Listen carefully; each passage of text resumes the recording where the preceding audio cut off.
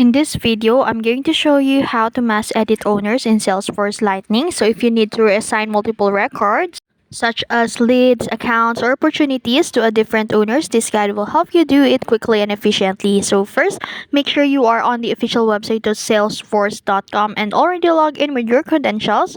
Now, on the upper left corner, you will see there the app launcher or grid icon, and then search for the object you want to update, like for example leads, accounts, opportunities.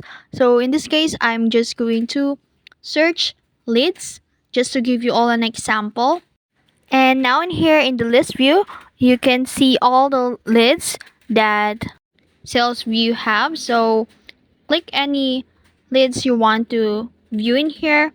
So just simply click the more button on each of available list, and then on the very last part of each datas in here, you will be able to see here the change owner.